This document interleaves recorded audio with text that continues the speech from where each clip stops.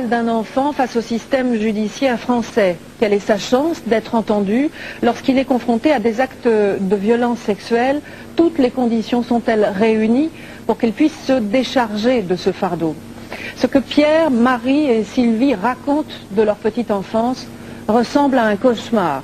Ce qu'ils ont vécu ensuite ressemble cette fois à un déni de souffrance. Pourquoi la justice ne les a-t-elle pas entendus, en tout cas pas comme ils l'auraient souhaité? Comment la police a-t-elle mené son enquête? Pendant 1 an et demi, notre équipe a reconstruit patiemment le parcours et le drame de ces enfants et elle a tenté de comprendre pourquoi et comment la loi du silence avait peu à peu repris ses droits. L'enquête est signée Pascal Justice, Stéphane Taponnier et Cécile Toulec. Nous nous retrouvons ensuite pour un débat. Je suis d'accord pour que l'on passe à la télévision mon témoignage et celui de mon frère, mais à visage caché afin que je ne sois pas gênée par rapport à mes copines et copains. Je trouve que le viol des enfants doit être reconnu. Je veux que les gens sachent que ça existe.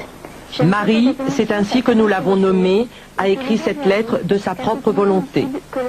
Marie et son frère, que nous appellerons Pierre, affirment que leur père et d'autres adultes les auraient violés et terrorisés au cours de cérémonies étranges. Leur histoire, Pierre et Marie l'ont déjà racontée une vingtaine de fois aux policiers et aux juges. C'est donc un récit maintes fois répété, construit et riche en détails que les enfants nous ont livré. Pour recueillir le témoignage du petit Pierre et de sa sœur, nous les avons rencontrés une quinzaine de fois en 1 an. Des 2 enfants, c'est surtout l'aînée, Marie, qui raconte et qui dessine.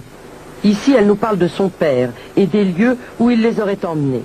Il y avait un endroit à Paris, dont lui c'était le chef.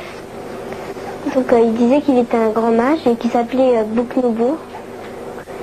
Et dans cet endroit, ils avaient des grandes robes blanches avec des bords dorés. Puis ils faisaient des prières, ils violaient les enfants, ils leur faisaient peur et puis il y avait plusieurs autres gens aussi qui nous violaient, ils nous endormaient avec des espèces de bouillies. Puis ils nous attachaient aussi sur des tables et puis ils nous frappaient ou ils nous mettaient des aiguilles auprès des yeux pour nous faire croire qu'ils voulaient nous crever les yeux. Et est-ce qu'il vous faisait réellement du mal? Est-ce qu'il vous donnait des coups? Oui. Oui, ils nous frappaient. Qu'est-ce que tu nous as décidé?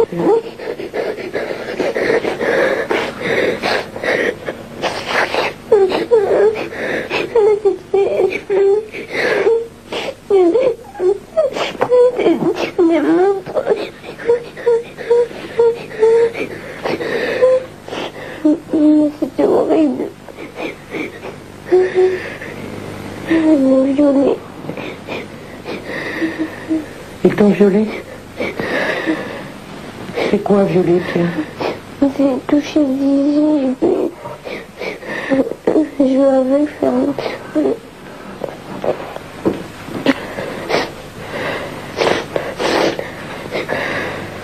Mais j'avais 6 ans, je comprenais pas encore ce qu'il disait. Tout commence en août 94. Les parents de Pierre et Marie se séparent. Pierre a 5 ans, Marie 8. Dès lors, les enfants vivent chez leur mère et se rendent un week-end sur 2 chez leur père. D'après eux, c'est à cette époque que commencent les sévices. Mais ils n'en parlent pas encore et leur mère dit n'avoir rien soupçonné. Quand les enfants reviennent, mon Pierre, qui est jeune encore à l'époque, il a 6 ans, il est comme un bébé, il parle comme vraiment un tout petit, puis il rampe par terre, il ne sait plus se tenir, il est complètement avachi. Et puis Marie, la première chose qu'elle fait quand elle rentre, c'est qu'elle va se laver, elle prend un bain. Et puis après, elle est très en colère, après nous, elle s'enferme, elle s'isole dans sa chambre, elle pleure aussi beaucoup. Et puis il y a beaucoup de cauchemars et mon fils se plaignait, j'ai vraiment pas, j'ai rien compris quoi à ce moment-là. Quand j'appelais leur père pour leur demander pourquoi les enfants étaient dans cet état, ils me disaient que c'était dû à la séparation et au fait qu'on soit en instance de divorce et qu'il ne fallait pas que je m'inquiète, que c'était vraiment... c'était complètement courant que les enfants soient perturbés dans des situations de ce type-là. Chose que je ne comprenais pas parce que c'était pas l'ambiance qui était à la maison, mais bon, je voulais bien admettre. Quand vous voyez les bleus sur le corps de vos enfants, j'imagine que la première chose, c'est vous leur demander qu'est-ce qui s'est passé à eux, les enfants. Et ben, quand je leur demandais, ils me disaient qu'ils avaient fait des chutes, qu'ils étaient cognés ou des choses de cet ordre-là. Ils ne me parlaient pas du tout qu'ils étaient tapés. Le 8 janvier 1996, la mère décide de faire constater les hématomes sur le corps des 2 enfants par un médecin. Elle ne croit plus aux chutes, mais plutôt à des coups. Le père, dit-elle, était déjà violent avec les enfants avant leur divorce. Ça le prenait comme ça d'un coup sans qu'on puisse prévoir. C'était, je dirais, des réactions très primaires, très brutales comme ça d'un coup. Il sortait de ses gonds et puis il se mettait à hurler. Et, bon, il tapait les enfants sur la tête, il les humiliait aussi. C'est surtout Marie. Qu'est-ce qu'il faisait pour l'humilier? Il l'a fait mettre un genou devant lui. Il était très grossier à son égard, et puis il l'a tapé. Pendant 3 mois, Marie refuse catégoriquement de retourner chez son père, sans dire pourquoi, tandis que Pierre continue d'y aller seul. Mars 1996. Marie commence à parler. Elle dit que Pierre est en danger, que son père fait avec son petit frère comme on fait avec une femme. Alertés par la mère, les gendarmes vont rechercher Pierre au domicile du père et font pratiquer des examens médicaux, mais seulement 3 mois après les faits. Des examens qui ne révéleront rien. Mais les enfants présentent des troubles psychologiques et physiques. Alors la mère les emmène chez un médecin généraliste. Le docteur Baudot se souvient de la souffrance de Marie. Je la vois amenée par sa maman. Elle présente des maux de tête ainsi que des douleurs abdominales. L'examen clinique est strictement normal, c'est-à-dire qu'il n'y a pas de troubles visuels qui pourraient occasionner des maux de tête, il n'y a pas de problème digestif, l'abdomen est bien souple, il n'y a absolument pas de point d'appel, il n'y avait pas de lésion organique. Elle somatisait. Elle somatisait, tout à fait. Et physiquement, il semblerait qu'il y ait pu y avoir notamment des pénétrations. Plusieurs mois après, ça n'est pas forcément décelable. Pas forcément décelable. Une région anale est une région souple malgré tout. Donc si ça peut ne pas être vérifié. Ça peut ne pas être vérifié. Les enfants refusent maintenant tous les 2 d'aller chez leur père qui continue de les réclamer. Leur mère fait alors constater régulièrement leur refus par les gendarmes. Désormais, les enfants se confient, mais très progressivement. Ils parlent d'abord de coups, puis d'attouchements, enfin de viol. En fait, comme j'ai appris à travers les paroles de mes enfants de manière très progressive, ça a été à chaque fois, à chaque étape, un choc, mais à chaque étape aussi, j'avais l'espoir qu'on arrivait, que les choses n'avaient pas été aussi loin que ce qu'on comprenait de ce qu'ils nous disaient. Malgré tout, depuis plusieurs mois, ils avaient en quelque sorte préparé le terrain parce que je crois qu'ils avaient très très peur, d'abord qu'on ne les croit pas, et puis aussi ils avaient peur parce qu'on leur avait interdit de parler, ils étaient menacés de mort. Si aujourd'hui cette peur s'est estompée, la douleur est toujours présente, surtout quand ils évoquent les faits les plus graves dont ils auraient été témoins.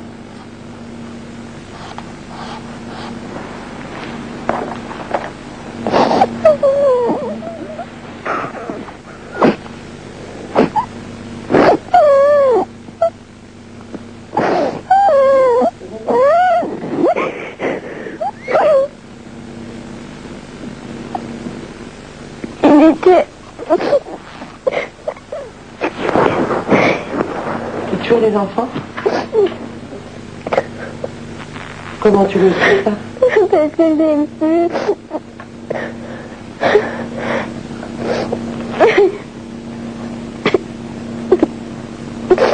J'ai tué les petits enfants qui étaient c'était des enfants qui étaient un peu arabes et des choses comme ça, et puis il leur tombait la tête.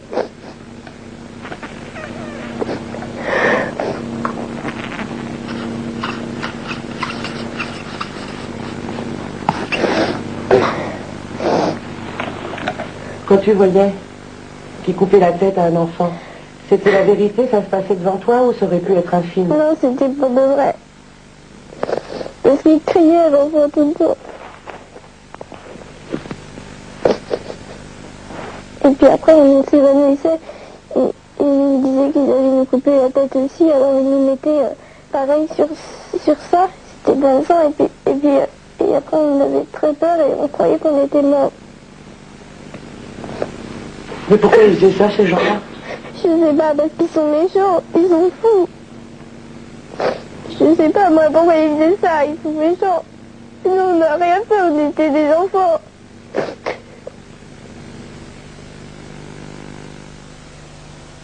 Dès juillet 96, dès les premières révélations de Marie, la mère confie les 2 enfants à un pédopsychiatre qui a déjà traité des cas semblables. Durant 3 ans, c'est avec des dessins que le docteur Sabourin a recueilli leurs témoignages. Des dizaines de dessins, des dizaines d'heures d'écoute qui ont forgé sa conviction. Il croit les enfants. Bien sûr, je crois qu'ils ont vécu des choses incroyables, très difficiles à synthétiser pour eux et à mettre en scène. Et ils ont, les 2, une capacité personnelle à les dessiner. C'est pas toujours le cas. Marie a dessiné l'immense statue plantée, dit-elle, au milieu de la salle de cérémonie. Puis le pendule et la roue qui auraient servi à des séances d'hypnose sur les enfants.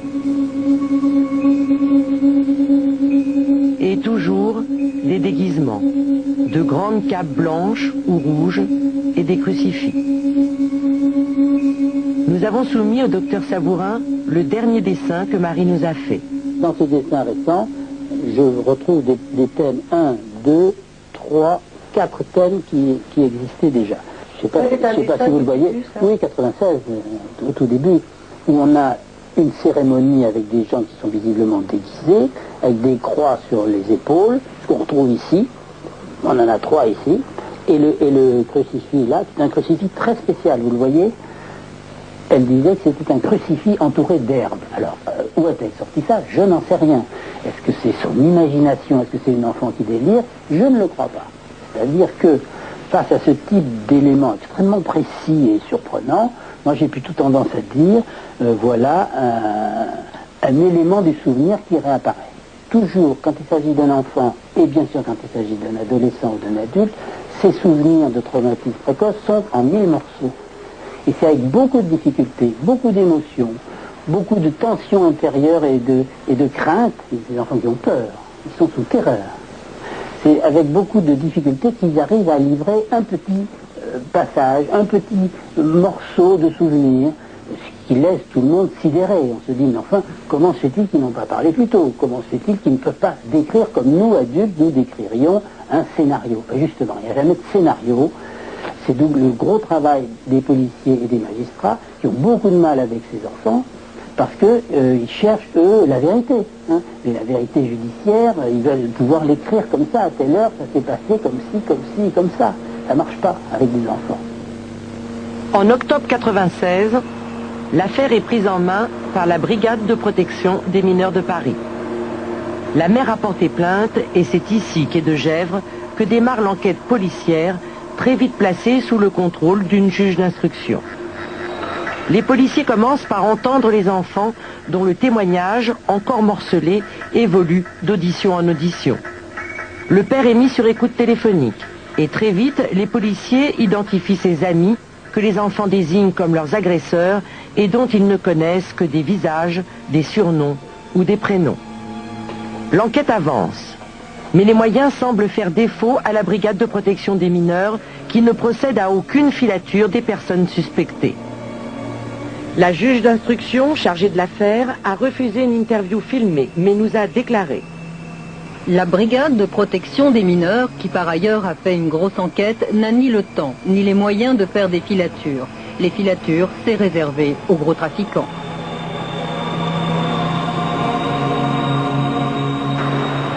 Pourtant, c'est une véritable organisation impliquant de nombreux adultes que décrivent les enfants. Et s'ils sont incapables d'indiquer le lieu des cérémonies, en revanche, Marie nous a dessiné un plan très précis de l'immeuble et de ses sous-sols. Alors on est arrivé en voiture ici, on tournait le long d'un rond-point, il y avait un groom qui venait nous ouvrir la porte. Ensuite on rentrait dans cet endroit qui avait l'air d'un hôtel assez chic. On venait chercher les clés et ensuite on continuait le long d'un couloir jusqu'à un ascenseur. Ensuite on descendait dans un labyrinthe où il faisait froid, où c'était noir et ça avait l'air d'être un sous-sol. Ici il y avait un vestiaire où on allait changer et s'habiller avec les vêtements blancs et rouges. Ensuite ici il y avait une salle où ils violaient les enfants. Ici c'était la partie où il y avait surtout les filles qui violaient les garçons, donc ici mon petit frère. Et puis ici moi, c'était les hommes là, qui violaient les filles. Ensuite ici c'était une grande salle, comme une grande grotte, comme ça en forme de cathédrale ou de crèche. Et il y avait beaucoup de monde ici.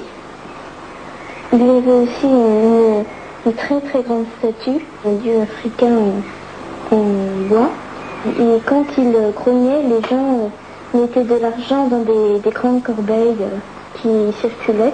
Autour de cette statue, il y avait des cendres avec des têtes d'enfants au bout de pique dans les cendres. Des têtes d'enfants au bout de pique. Les têtes de ces enfants dont Marie nous a dit qu'ils auraient été décapités sous ses yeux et qu'on retrouve dans plusieurs de ses dessins.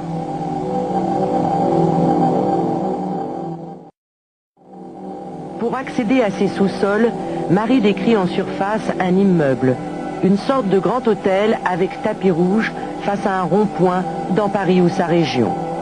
Un bâtiment chic orné d'un perron en arrondi. De chaque côté de la porte d'entrée, de grandes baies vitrées. À gauche de l'immeuble, un espace vert dissimulé par une grille. Les policiers n'ont pas retrouvé cet immeuble. Alors, ils partent à la recherche d'un autre lieu. Probablement un sex shop où le père aurait emmené les enfants. Comme il violait aussi chez lui, il y avait quelqu'un qui venait à la maison, il se déshabillait et il mettait leur visite dans notre bouche et il nous filmait. Ou alors il nous disait de nous faire des choses avec mon frère, tout ça. Entre eux? Oui. Et tout ça, il le filmait? Il le filmait et après ils avaient mis des cassettes dans un endroit qui était, je pense à Paris, où il y avait plein de livres sur le sexe et tout ça. Et ils déposaient les cassettes là-bas. Les policiers ne retrouvent ni ce second lieu, ni aucun autre. Et la perquisition effectuée au domicile du père ne donne rien. Le 4 mars 97. Après 4 mois d'enquête, la brigade des mineurs décide de la garde à vue du père. En tout, 8 personnes sont interrogées dans cette affaire. Aux côtés du père, ostéopathe de profession, 2 kinésithérapeutes, un homme, une femme, un pilote de ligne, une conseillère en communication, un journaliste, un enseignant et une décoratrice de cinéma spécialisée dans les effets spéciaux. Tous nient catégoriquement avoir participé aux cérémonies et aux viols.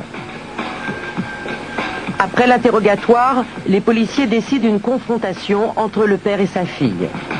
La mère de Marie prévient son avocate. Maître Lardon-Galéotte accourt mais n'est pas autorisé à assister l'enfant. Il y avait une tension absolument que tout le monde peut comprendre, hein. Une fatigue, une lassitude terrible, et puis un état, c'est vrai, d'inquiétude pour cet enfant, il faut comprendre. Et lorsque nous sommes arrivés, elle était emmenée d'ailleurs par une des inspectrices pour être confrontée, et la seule chose qu'on a pu lui dire, c'était qu'elle ait du courage et qu'elle dise ce qu'elle avait à dire. Le matin, ils nous ont interrogés plein de fois, et arrivé le soir, ils m'ont emmené tout de suite dans une confrontation. Il n'y avait personne qui m'aidait. Ils étaient tous en train de me dire que j'étais une menteuse derrière. Ils me disaient tous que je mentais, que c'était pas vrai et tout ça. Puis même, ils m'obligeaient à me mettre à genoux, comme ça, devant lui pour... Pourquoi ils t'ont mis à genoux? Parce qu'ils voulaient regarder Il voulait voir si, comme il mettait son zénith dans ma bouche, il voulait voir si c'était la taille, je sais pas quoi. Et ton père, qu'est-ce qu'il disait? Il rigolait. Il rigolait. Le récit de Marie est confirmé par le procès-verbal d'audition qui stipule. À ce moment de l'audition, faisons mettre Marie à genoux et mesurons l'enfant jusqu'à la hauteur de son visage. Que voulez-vous, je veux dire, c'est insupportable d'imaginer un enfant vivant une telle situation. Les femmes, enfin, je veux dire, bon, c'est certain que à partir du moment où l'on connaît la fragilité de l'enfant, lui faire vivre une telle agression, parce que déjà la confrontation, l'interrogatoire et le fait de dire ce que l'on a vécu est déjà une agression et une souffrance en soi. La confrontation avec le père est une nouvelle souffrance, mais en plus, c'est vrai, une espèce de reconstitution du drame vécu par l'enfant, c'est inconsolable, c'est insupportable. À la tête de la brigade de protection des mineurs, Nicole Tricard. La commissaire divisionnaire ne souhaite pas s'exprimer sur l'affaire de Pierre et Marie. Oui. Alors nous lui avons demandé de nous faire visiter la nouvelle salle où sont aujourd'hui auditionnés les enfants victimes d'abus sexuels. La pièce est équipée d'une caméra pour éviter les auditions à répétition et son décor est apaisant. Parce que les choses qui sont racontées ici sont toujours très graves et traumatisantes pour les enfants. La commissaire divisionnaire nous conduit ensuite aux anciennes salles d'audition. Nous tentons à nouveau de l'interroger sur l'affaire de Pierre et Marie. Au moment de l'interview, la procédure judiciaire n'est pas encore terminée. De ce fait, Nicole Tricard est tenue au devoir de réserve, même si l'enquête policière, elle, est bouclée. Est-ce que c'était une enquête difficile? Non, je ne veux pas répondre parce que cette enquête n'est pas terminée, donc je ne sais pas... L'enquête est en cours encore. Je n'en sais rien. Il y a eu un non-lieu et Je ne tiens pas à m'exprimer là-dessus parce que franchement c'est une enquête particulièrement difficile. Je ne suis pas d'accord certainement avec ce qui va être dit. Je sais que la brigade des mineurs a été mise en cause. Donc il est hors de question que je m'exprime là-dessus. Mais qu'est-ce qui s'est passé? Pourquoi elle a été mise en cause, la brigade des mineurs? Par la famille, par la maman notamment. Elle a trouvé que bon, peut-être on ne faisait pas ce qu'il fallait. Mais est-ce qu'il y a une raison de dire que vous n'avez pas fait ce qu'il fallait? Moi j'ai entendu dire que vous aviez fait une grosse enquête là-dessus. On a fait une très grosse enquête. Moi, si on n'a rien trouvé, c'est qu'il n'y avait peut-être rien à trouver. Vous pensez que ces enfants pouvaient être affabulés? Je ne veux pas m'exprimer là-dessus. Je viens vous demander votre avis parce que ça m'embêterait d'avoir interviewé des enfants qui... Je souhaiterais qu'on change de sujet parce que je ne veux absolument pas parler de cette affaire.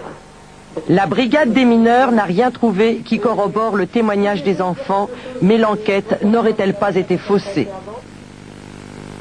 Le 1er janvier 1997, le père de Pierre et Marie est sur écoute téléphonique et les policiers retranscrivent une conversation où il confie à une amie. J'ai des renseignements de ce qui se passe en fait chez le juge de temps en temps. Le père ne parle pas ici du juge d'instruction, mais du juge des enfants, saisi lui aussi pour cette affaire. L'inspectrice qui décrypte la bande enregistrée note à la suite. Mentionnons qu'il apparaît que Monsieur X, le père, a su par des indiscrétions dans le cabinet du juge pour enfants que sa fille a parlé de la secte. Plus tard, les enquêteurs soupçonneront la tante du père de Pierre et Marie, greffière dans un autre tribunal, d'avoir organisé ces fuites.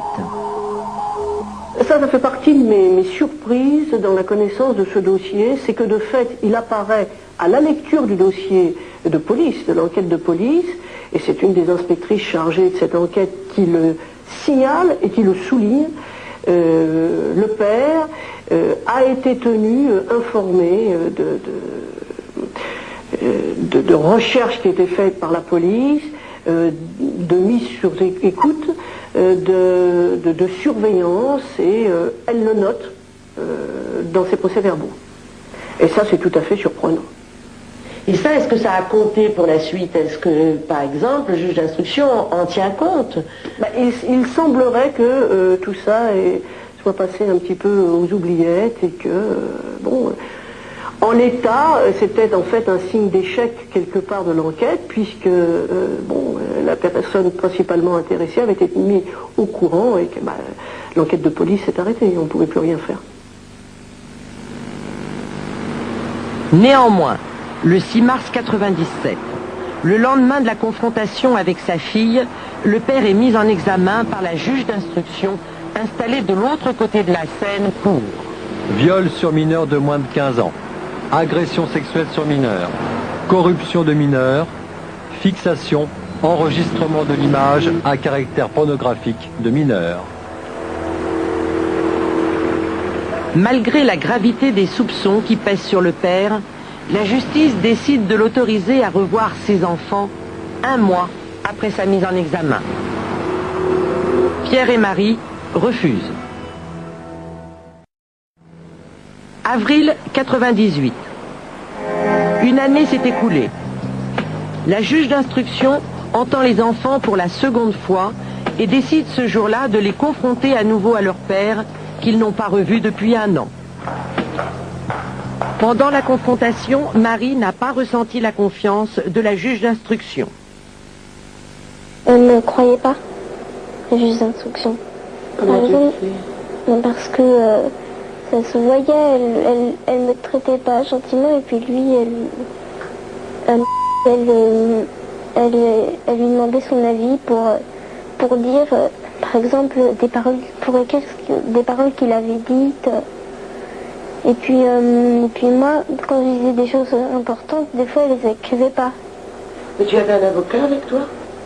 Ben oui, mais elle faisait rien, elle était assise à côté, puis elle me regardait comme ça, et puis elle écoutait. Il avait 2 avocates, et puis qui le défendaient. Alors moi, j'en avais une, elle faisait rien du tout. Elle était assise à côté. Pour la première fois, Marie a une avocate à ses côtés. Mais il ne s'agit pas de maître Lardon-Galéotte, l'avocate de sa mère. Il s'agit d'une autre avocate, choisie et nommée par la justice. Je l'ai rencontrée, et puis une fois, elle m'a dit, on discutait, et elle m'a dit, mais tu sais, si tu te tais, nous, on sera plus là pour t'embêter, et ce sera bien parce que on te laissera tranquille, on ne sera plus là pour t'embêter, et puis si tu pars, on sera obligé d'être encore avec toi et encore te faire parler, et puis elle me disait ça, donc elle me disait de me taire, quoi. Maître Gerdzon Blimbaume est l'avocate désignée pour défendre les enfants.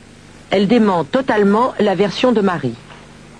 Alors c'est assez extraordinaire qu'ils disent ça aujourd'hui, alors que si ce sont les 2 enfants auxquels je pense, nous avons toujours eu de très bonnes relations, ils se sont toujours ouverts très franchement avec moi, et je ne crois pas qu'il y ait dans le dossier quoi que ce soit, ni dans mes déclarations, ni dans les relations que j'ai eues avec eux, qui aurait pu leur faire penser que je ne les croyais pas. Vous les avez crus, ces 2 enfants-là? Ces 2 enfants, j'ai cru qu'au départ, il y avait sûrement quelque chose de réel. Pourquoi au départ? Je vous ai dit que je ne souhaitais pas parler de ce dossier. Pourquoi? Mais parce que c'est un problème éthique. Je ne souhaite pas parler de ce dossier. Personne ne veut parler de ce dossier. Pourquoi personne ne veut parler de ce dossier? Je ne sais pas, je vous le demande d'après vous. Je n'en sais rien. Ce dossier n'est pas différent des autres dossiers, c'est un problème éthique. Les dossiers dans lesquels les enfants sont mêlés, on n'a pas à les étaler sur la place publique. Alors libre ensuite, bien sûr, aux parties elles-mêmes à le faire.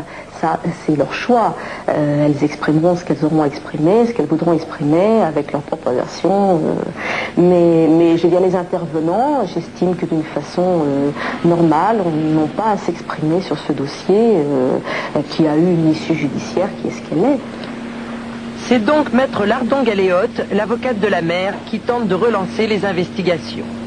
Le récit des enfants s'est précisé et elle demande à la juge un complément d'enquête. Nous souhaitions que d'autres personnes éventuellement puissent être recherchées ou entendues, et c'est vrai que là, on s'est heurté à un refus du juge d'instruction. En mai 98, La juge d'instruction refuse la requête de Maître Lardon-Galéotte en ces termes. Attendu en effet que si on ne peut nier l'existence des sectes en France, ni leur emprise grandissante, il apparaît en revanche inimaginable que dans le cadre de ces groupements, il puisse y avoir, ainsi que le déclare Marie, des têtes d'enfants au bout de piques qui brûlent, une tête et des mains d'enfants coupées et des bocaux sur une table contenant des mains d'enfants. Attendu d'autre part, bien que Pierre ait déclaré au cours de la confrontation que des femmes mettaient aussi leur zizi dans sa bouche et dans ses fesses, cela est à l'évidence matériellement impossible. Par ces motifs, rejetons les demandes d'investigation supplémentaires sollicitées par Maître Lardon-Galéotte. Ceci fait à Paris, le 28 mai 1998, le premier juge d'instruction. C'est extraordinaire. Les enfants sont très franchement discrédités. La juge d'instruction chargée de l'affaire n'a pas souhaité nous recevoir. Nous sommes allés voir sa consoeur, Christiane Bercani, premier juge d'instruction, elle aussi, à la section des mineurs de Paris. Christiane Bercani a également participé à l'élaboration de la nouvelle loi concernant les enfants victimes d'abus sexuels. Elle définit ainsi le rôle du juge. Le juge d'instruction ne doit pas avoir un a priori négatif ou positif. Le juge, l'essence même du travail du juge, c'est d'amener dans son dossier tous les éléments à charge, donc les éléments qui attestent de la culpabilité, ou les éléments à décharge, c'est-à-dire les éléments qui tendent à établir la non-culpabilité. Ce que le juge doit faire, c'est amener tous ces éléments un par un dans son dossier. Et c'est le tribunal ou la cour d'assises qui va décider si l'infraction est prouvée ou si elle ne l'est pas. Mais le juge, lui, ne doit pas se dire a priori ceci est invraisemblable ou au contraire ceci est totalement la vérité. La juge d'instruction a demandé une expertise psychiatrique de Pierre et Marie. L'expert les reçoit une seule fois et conclut son rapport par la crédibilité globale des propos des enfants. Mais il ajoute, leur témoignage mérite d'être reçu avec prudence. Pour tenter de rétablir la crédibilité de ces enfants, la mère décide alors de les emmener chez le professeur Philippe Mazet. Auteur de nombreux ouvrages sur la maltraitance des enfants et l'inceste, il dirige le service de pédopsychiatrie de l'hôpital de la Salpêtrière à Paris. Il a suivi Pierre et Marie pendant 1 an. Pour lui, les enfants n'affabulent pas. Ça n'est que dans un tout petit nombre de cas. Alors selon les travaux, ça va de 3 à 6%, c'est pas beaucoup, mais qu'il peut y avoir des fausses allégations. Des fausses allégations, nous le savons, puis actuellement, notamment dans les situations de grands conflits parentaux et de divorce. Mais dans mon expérience, je dois dire que ce que j'ai observé chez ces 2 enfants, c'est quelque chose qui ne m'a pas du tout fait évoquer de fausses allégations, pas du tout. J'ai senti au contraire une très grande difficulté à parler des choses, des faits, des événements. Je n'ai pas eu du tout le sentiment d'être confronté à un enfant qui racontait une histoire. Alors, ni le professeur Mazet, ni les 2 autres médecins soignant les enfants n'ont été entendus par la justice.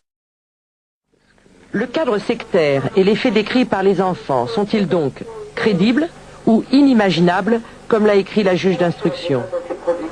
Nous avons posé la question à Paul Ariès, sociologue spécialiste des sectes et de la maltraitance des enfants, qui a mené des études pour le ministère de la Santé. Nous lui avons soumis l'ensemble des déclarations de Pierre et Marie. Ils faisaient des prières, ils disaient qu'ils étaient des pures femmes. En fait, ils disaient qu'un jour, il y avait la planète, tous les gens de cette planète, ils étaient éparpillés sur la Terre. Et maintenant, il fallait qu'ils les rassemblent, le peuple. En fait, il y avait un espèce de dieu, un messager des dieux, il s'appelait, qui venait leur dire qu'il fallait bientôt partir sur leur planète ou un truc comme ça. C'est débile, quoi. Moi, j'aurais tendance à dire que ce qui nous est raconté ici est complètement inimaginable. C'est-à-dire qu'un enfant ne peut pas l'imaginer, un enfant ne peut pas l'inventer. Premier élément, c'est ces éléments, on pourrait dire, de doctrine. C'est-à-dire que nous faisons partie, si on se situe du point de vue effectivement des adeptes de ce groupe, nous faisons partie d'une élite. Nous faisons partie d'une élite qui provient d'une autre planète et qui est pour l'instant sur Terre et qui sera bientôt appelée effectivement à partir. Ça fait partie, globalement, j'allais dire, du fond commun de toutes sortes de réseaux aujourd'hui. La nécessité également, finalement, de tuer quelqu'un pour le sauver, ou pour sauver, effectivement, l'humanité. Également, toutes sortes de rites où on nous parle à un moment donné, on nous dit, ces hommes, ce sont des pures femmes. Alors ça, c'est quelque chose que l'on trouve relativement fréquemment dans la littérature. La femme, c'est celle qui féconde. Ce qu'il faut faire ici, c'est arriver, effectivement, à féconder ce qu'on appelle l'humunculus, c'est-à-dire le surhomme. Il me semble qu'on se trouve ici au croisement, finalement, entre deux types de réseaux. C'est-à-dire d'un côté, effectivement, des réseaux soucoupistes, et puis d'un autre côté, des réseaux de magie sexuelle. Et on sait que ces connexions s'établissent de plus en plus. Il y avait des gens qui avaient des espèces, enfin pas des masques de plongée, mais des espèces de lunettes avec un truc sur la bouche, enfin habillés comme avec des blouses. Et il y avait une table avec dessus des mains découpées d'enfants, une tête d'enfant, et puis des espèces de... Enfin, je sais pas si c'était des boyaux, des espèces de trucs comme ça. Et ils mettaient ces choses, enfin ces mains et tout ça, dans des bocaux. Ces mains coupées dans des bocaux, c'est quelque chose qui existe. Et qu'est-ce que ça représente, les mains coupées dans les bocaux? Alors là encore, il y a plusieurs interprétations possibles. C'est-à-dire que l'on peut avoir tout simplement des pratiques de type de cannibalisme. L'objectif étant d'arriver effectivement à augmenter sa propre puissance, à apprendre aussi, j'allais dire, à souffrir, apprendre à faire souffrir pour devenir plus puissant. Ça te semblait, sur cette table, être des vraies mains d'enfant? Ah oui, il y avait du sang et tout ça. Qu'est-ce que tu as ressenti, toi? Moi, j'avais très peur. Qu'est-ce que tu as pensé? Moi, je me disais qu'on était les prochains qu'ils allaient tuer. La seule difficulté ensuite, c'est de savoir finalement, lorsque ces enfants nous racontent ces monstruosités, est-ce qu'ils racontent des faits qu'ils ont véritablement vécus ou est-ce qu'ils racontent les hallucinations qu'on leur a fait vivre? On utilise sans aucun doute un certain nombre de drogues pour effectivement soit provoquer des amnésies artificielles, soit au contraire pour produire des hallucinations. Donc tout le discours des enfants, j'allais dire, est un discours crédible, me semble-t-il, mais c'est un discours qui doit être déconstruit. C'est-à-dire que toute une partie de ce que les enfants nous racontent renvoie peut-être à des hallucinations volontaires. L'objectif étant notamment de les terrifier, pour les empêcher effectivement de parler. Pour la défense, c'est-à-dire pour maître Smadja Epstein, l'avocate du père de Pierre et Marie, il ne s'agit pas d'hallucination, mais simplement de l'imagination des enfants. Véritablement, personne n'a cru à l'histoire de ces enfants et en fait, on ne pouvait pas y croire. On ne pouvait pas y croire pourquoi? D'abord parce qu'ils ont, dans un premier temps, dit simplement qu'il était violent et pas du tout qu'il avait commis des violences sexuelles. Ensuite, les violences sexuelles, petit à petit, se sont aggravées. Au point qu'un jour, et c'est comme ça que l'affaire a démarré, ils ont indiqué que leur père faisait partie d'une secte. Et que cette secte, il y avait des hommes et des femmes partout, dans un hôtel, où il y avait des statues, où on voyait des têtes coupées ou des mains coupées d'enfants, où il y avait des enfants nus qui couraient dans une pièce, tout ce qui est bande dessinée. À tel point que personne n'y a cru. On a retrouvé des bandes dessinées exactement dans le même style que les paroles des enfants. Les Tintins, la Griffe Noire où il y a des scènes assez violentes, les Cigares du Pharaon, il y a aussi des scènes assez violentes. Ils ont, à la base, été, semble-t-il, influencés, même inconsciemment, par un récit de la mer ou de... Et ensuite, ils ont puisé dans les bandes dessinées, dans la télévision, tout le Tintin. Non, des Tintins dans le Lotus Bleu, dans certaines... dans la Griffe Noire, on a retrouvé des scènes de secte, puisque c'est surtout la secte. Regardez, en particulier, il parlait de gens drapés, les enfants parlaient de gens drapés, avec des phrases qu'on retrouve.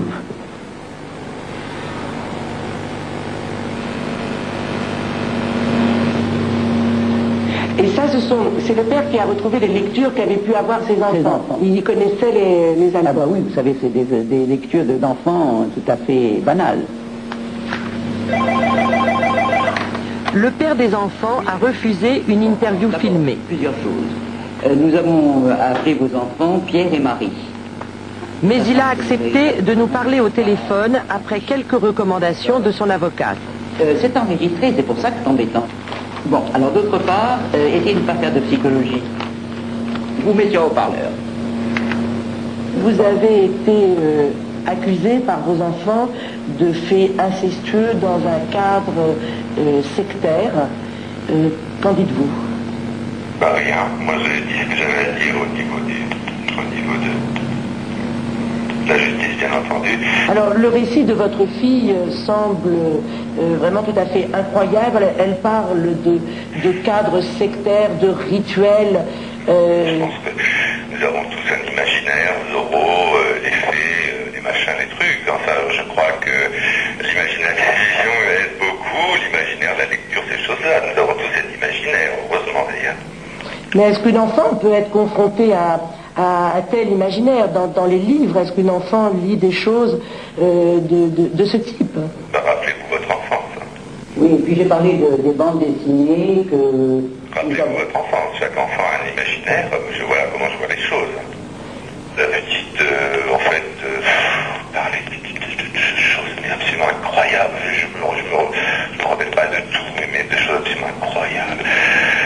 Bon, je crois qu'on était en pleine affaire du trou, et alors on s'est retrouvés, imaginez, bon voilà, c'est l'affaire du trou à peu près, avec une sorte de choses, mais absolument incroyable, avec en fait des évocations très claires, enfin d'ailleurs pas très claires, d'actes sexuels d'ordre, je crois, de sodomie, de fellation, de choses comme ça. Dans cette affaire, comment pensez-vous que Marie puis Pierre aient été amenés à faire de telles déclarations? Je crois que quand il y a un divorce, il y a encore une fois une perte de repère au niveau des enfants, au niveau des parents également, enfin du couple, vais-je dire. La période où les parents normalement seraient censés reconstruire quelque chose également. Bon, ensuite viennent se greffer, et ça j'en suis absolument certain, toute la perversité comment dire, parce que bon, tous les problèmes de couple ou les problèmes non résolus, on va dire, de couple dû au divorce. Bon, tous les problèmes de couple ou les problèmes non résolus, on va dire, de couple dû au divorce. Quelques instants avant cet enregistrement téléphonique, le père des enfants avait évoqué le thème de l'inceste. Autour du thème de l'inceste, vous me disiez tout à l'heure, l'inceste, cette pulsion qui remue chacun de nous-mêmes. Madame Justi, je crois qu'on arrête là. Je dois recevoir d'autres clients. Voilà. Je vous remercie. Allez. D'autres éléments sur la personnalité du père de Pierre et Marie apparaissent dans les écoutes téléphoniques réalisées par les policiers. À cette époque, le père n'a pas encore été informé par les enquêteurs des accusations que ses enfants portent contre lui. Voici quelques extraits de dialogues retranscrits par les policiers et lus par deux de nos confrères. Conversation du 3 décembre 96, le père de Pierre et Marie s'adresse à une amie. Je pense avoir une personnalité complexe, fascinée entre le beau et le sordide à la fois. J'ai vécu du sordide et du beau, de tout quoi. Je ne vois pas bien comment on peut être fasciné par le sordide. Par la puissance de ça. De la destruction? Oh là là oui, je peux te dire. Conversation du 28 décembre 96, toujours à une amie. Le morbide, il faut le prendre comme l'accident, comme un accident. Comme quelque chose dans lequel éventuellement tu peux tomber. Enfin, si j'ose dire. Je deviens échauffé quand je parle de ça. Je pense qu'on peut explorer l'âme humaine sans se laisser happer. Conversation du 1er janvier 97. Je ne sais pas si tu es au courant, il y a des sectes très connues qui préconisent justement des choses où les limites deviennent un peu floues au niveau de ce qu'il est possible de faire avec son enfant. Ben oui, je sais. Attends, j'en sais quelque chose. Oui, je sais tout ça. Le 30 novembre 98. Faute de preuves, faute d'aveu, la juge d'instruction ordonne un non-lieu dans l'affaire de Pierre et Marie. Sa consoeur, Christiane Bercani, nous explique ce que cela signifie. Si le juge d'instruction n'a pas pu réunir d'éléments suffisants de preuves, il rend une ordonnance de non-lieu. Une ordonnance de non-lieu, ça ne veut pas dire, là encore, que la victime a menti ou qu'elle n'a pas subi les faits. Ça veut dire, en droit français, que le juge d'instruction n'a pas établi les éléments à charge confortant la déclaration de la victime. Dès lors, le père de Pierre et Marie n'est plus poursuivi par la justice. La mère des enfants décide alors de faire appel de la décision de non-lieu. Elle compte sur une association de défense des droits de l'enfant qui détient une information susceptible de relancer l'affaire. Une information détenue ici, à Lausanne, en Suisse, par cet homme, Georges Glatz, député du canton de Vaud, responsable des questions de maltraitance de l'enfant et fondateur du CID, une association qui centralise les dossiers des enfants victimes d'abus sexuels. Nous avons écrit au procureur de la République du tribunal de grande instance de Paris pour lui dire que dans le dossier de Pierre et Marie, nous avons des éléments nouveaux, à savoir, nous avons un autre cas d'abus sexuel d'une autre enfant, Sylvie. Les enfants ne se connaissent pas, mais nous avons relevé beaucoup d'éléments semblables. Et puis finalement, nous avons proposé aux enfants un jeu de photos où l'abuseur de Pierre et Marie a été reconnu par la petite Sylvie et l'abuseur de Sylvie était reconnu par l'autre groupe d'enfants, Pierre et Marie. Sylvie et sa petite sœur, nous les avons retrouvées quelque part dans l'est de la France. Sylvie a aujourd'hui 6 ans. Elle en avait 4 au moment des faits qui se seraient déroulés en région parisienne. Tout comme Marie, Sylvie a parlé progressivement pour finalement révéler que son père, son grand-père et sa grand-mère lui auraient fait subir des sévices sexuels. Le décorum est différent de celui de Pierre et Marie, mais les sévices semblables. Ça c'est papa et ça c'est vieux monsieur. Je faisais vieux monsieur, ça c'est moi et ça c'est Marguerite. Elle est moitié dents et moi. Et ça c'est... Il a le plus long Didier, ça c'est papa, il a le plus petit. À Marguerite ou à moi, et ben il met le zizi dans les aisettes. Et ça c'est petite pêche à Marie. Il faut la fête des zizi. Qui c'est? C'est le papy. C'est le papa de ton papa? C'est la maman de papa. Et là c'est papa, il jette Marguerite dans le feu ici. J'arrive pas à le retenir. Qu'est-ce que tu n'arrives pas à retenir? Un problème. Tu veux nous l'expliquer ton problème? Viens.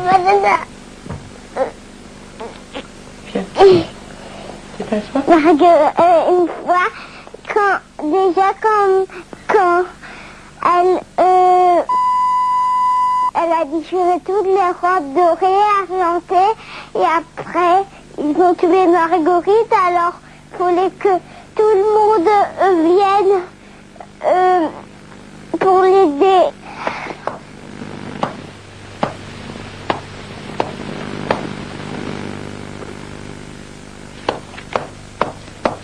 Qu'est-ce que tu fais là? Explique-moi. C'est là où il a mordu.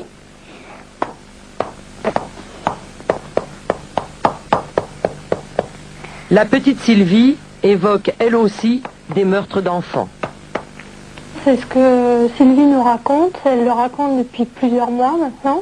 Malheureusement, personne ne veut l'entendre. De plus, Sylvie nous donne des détails qui laissent vraiment penser que la chose puisse être vraie, puisqu'elle décrit l'enfant dans la terre, avec de la terre dans les yeux. Donc, des détails qu'un enfant de cet âge-là ne peut pas inventer ou qu'elle n'a pas vu vraisemblablement dans un dessin animé ou autre.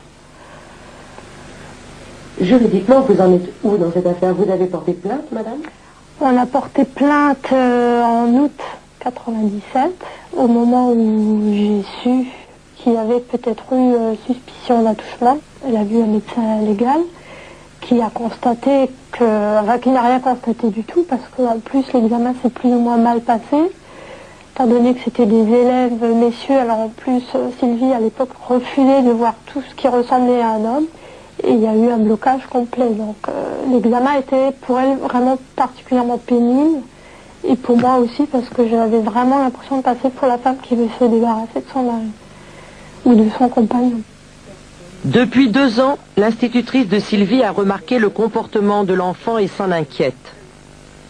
La petite Sylvie avait vraiment une réaction de peur au moment où des personnes inconnues pour elle entraient dans l'école, en particulier des employés communaux, le photographe scolaire que nous attendions. Elle se cachait derrière son bras, derrière son doudou, son petit chiffon bien aimé, et elle avait beaucoup de mal à se comporter comme les autres enfants. Ce qui revient le plus souvent, et ça depuis le début, mon papa me fait mal dans ma tête. Elle l'a dit à mes collègues des dizaines de fois, elle me l'a dit à moi des dizaines de fois, mon papa me fait mal dans ma tête. Et cette petite fille a quand même très régulièrement, et depuis bientôt 2 ans, des réactions de grande souffrance, je l'ai déjà dit, de grande tristesse intérieure. Un enfant de cet âge-là, je dirais, ne pleure pas simplement comme ça sur commande. Elle a quelque chose qui la taraude, elle a quelque chose qui lui fait mal à l'âme. Et on le voit dans son regard, on le voit dans certains comportements. Et cette petite fille a besoin d'aide, c'est sûr. Cette petite fille a vécu des choses graves. La mère a porté plainte il y a 2 ans et demi. Elle a aussi remis aux policiers un enregistrement. Il s'agit d'un message téléphonique laissé sur le répondeur personnel de son ex-compagnon par l'un de ses amis. Oui, salut. Pareil. Bon, on est samedi, il est 1h20, enfin 12h40. Je t'appelle parce que tu m'as rappelé à plusieurs reprises en me disant que c'était urgent. Je crois qu'on ne s'est pas vu depuis. Et ce que je voudrais surtout savoir, c'est qu'il faut déjà qu'on prépare les week-ends diaboliques, les groupes que l'on veut faire. Et il faudrait que tu me dises à combien vous allez venir. Hein? Salut. La justice aussi possède ce document, mais ici, au tribunal de Strasbourg, on n'a pas pu se saisir de l'affaire, car les faits auraient eu lieu en région parisienne. Et pendant 2 ans, le dossier de Sylvie a fait des allers-retours entre Strasbourg et Versailles. Une procédure qui a surpris le procureur adjoint de Strasbourg. Effectivement, il faut reconnaître qu'il y a des va-et-vient de procédures qui me paraissent quand même particulièrement inhabituelles. À quoi attribuez-vous ce retard? Je ne sais pas, je ne peux pas expliquer. C'est une affaire sensible tout de même? Si on croit l'enfant, avec là je crois qu'il faut faire attention à la crédibilité des dires d'un enfant. Ça pourrait être une affaire sensible, effectivement. Depuis, la justice a pris 2 décisions. Elle a désigné un juge pour instruire l'affaire, mais elle a, dans le même temps, décidé de retirer à la mère la garde de ses 2 petites filles pour la confier au père. Depuis, la mère s'est réfugiée à l'étranger avec ses enfants. 6 mai 99, Palais de justice de Paris. La mère de Pierre et Marie va savoir si, oui ou non, les juges établissent un lien entre l'affaire de la petite Sylvie et celle de ses 2 enfants. La réponse est non. Son appel du non-lieu vient d'être rejeté.